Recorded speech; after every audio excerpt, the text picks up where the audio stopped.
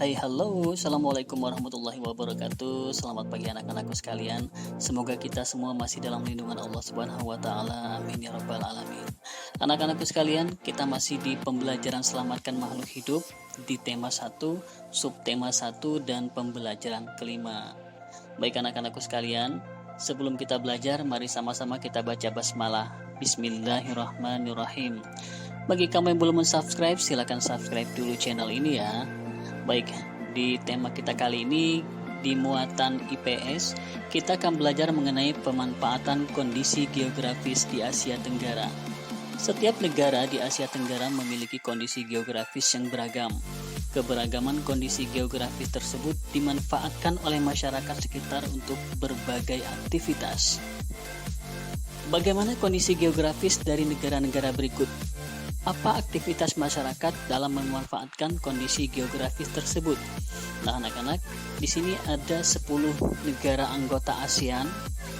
Di antaranya ada Indonesia, Malaysia, Singapura, Thailand, Filipina, Brunei Darussalam, Vietnam, Laos, Kamboja, dan Myanmar. Sebelum itu kita akan belajar dulu mengenai sejarah berdirinya ASEAN. Association of Southeast Asian Nation atau ASEAN atau Perhimpunan Bangsa-Bangsa Asia Tenggara atau Perbara adalah organisasi geopolitik dan ekonomi dari negara-negara di Asia Tenggara. ASEAN didirikan di Bangkok pada tanggal 8 Agustus 1967 berdasarkan Deklarasi Bangkok. Terdapat 5 negara pendiri ASEAN, yaitu Indonesia, Malaysia, Filipina, Singapura, dan Thailand. Nah, ini adalah Menteri Luar Negeri yang menandatangani pendirian ASEAN atau Deklarasi Bangkok. Ada Bapak Adam Malik dari Indonesia, Narcisco Ramos dari Filipina, S. Rajaratnam dari Singapura, Tun Abdul Razak dari Malaysia, dan Thanat Khoman dari Thailand. Maksud dan tujuan dari dibentuknya ASEAN tercantum dalam Deklarasi ASEAN yang dilaksanakan pada 8 Agustus 1967 di Bangkok. Yang pertama yaitu untuk mempercepat pertumbuhan ekonomi, kemajuan sosial, serta pengembangan kebudayaan di wilayah Asia Tenggara. Kedua, meningkatkan perdamaian dan stabilitas regional yang dilakukan dengan jalan saling menghormati keadilan serta tertib hukum di dalam hubungan di antara negara-negara di kawasan Asia Tenggara. Ketiga, peningkatan kerjasama yang aktif serta saling membantu di antara negara-negara anggota dalam memecahkan masalah yang berkaitan dengan kepentingan bersama yang mencakup bidang ekonomi, sosial, budaya, ilmu pengetahuan, administrasi, serta teknik.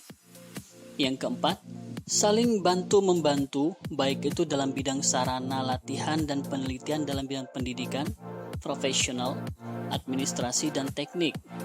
Dan yang kelima, membina dan menjalin kerjasama yang lebih efektif dalam rangka meningkatkan hasil pertanian, industri, perluasan perdagangan, komoditas internasional, perbaikan sarana dan prasarana pengangkutan dan komunikasi, serta peningkatan taraf hidup rakyat di negara-negara anggota. 6. Meningkatkan kualitas ilmu pengetahuan di antara negara-negara anggota. Dan yang ketujuh, memelihara kerjasama yang erat dengan organisasi-organisasi internasional maupun regional lainnya dengan tujuan yang sama, serta untuk lebih menjajaki kemungkinan-kemungkinan diadakannya kerjasama yang lebih erat lagi satu sama lainnya. Baik anak-anakku sekalian, sekarang tugas kalian, bagaimana kondisi geografis dari negara-negara berikut? Ada dari negara Indonesia dan Filipina. Kalian silakan searching di Google untuk mencari bagaimana kondisi geografis dari kedua negara tersebut. Sekarang kita belajar di muatan SPDP tentang alat dan bahan pembuatan karya seni patung. Di pelajaran yang lalu, kita pernah belajar mengenai pembuatan patung dengan menggunakan tanah liat. Di sini banyak sekali media dalam membuat patung. Dalam membuat patung, kita membutuhkan alat dan bahan yang sesuai. Alat yang biasa digunakan berupa batsir, meja putar, cetakan, palu dan pahat, serta amplas. Bahan-bahan yang dikelompokkan menjadi bahan lunak dan bahan keras. Contoh bahan lunak yaitu tanah liat, lilin, sabun, dan plastisin.